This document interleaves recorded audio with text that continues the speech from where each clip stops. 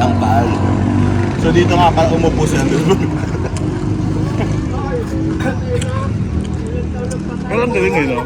Siguro itong hagdan na yan pa rin talaga yung Oo. ano, no? Yan pa rin. Yung, yung batong ginamit niyan pa rin. Yung bato, no? Oo, yan yung original pa ng bato nung, ewan ko kung 1800s pa yan. Nakalagay 15 something eh. Ayun, yung sa'yo pa na. Ha? 15, oo, siguro.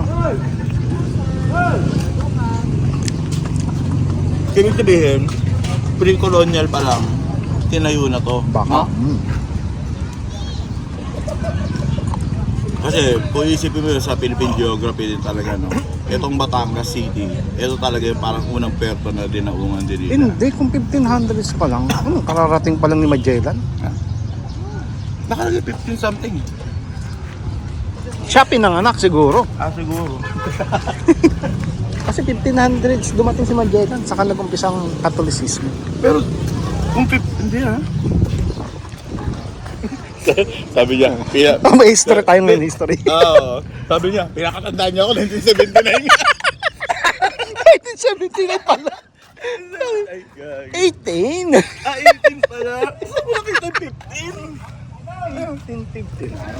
1950. Sabi sabihin, bago kasi sa mga before 90, siya namatay. Diba? Baka. Tumahi.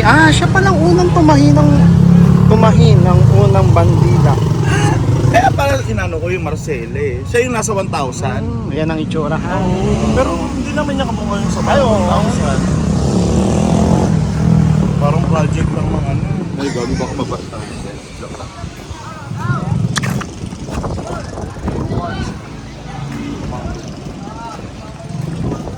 Saan ko nakita yung 15? Baka yung 15 pesos din 15 pesos na. Alam mo, kasi rin si ate.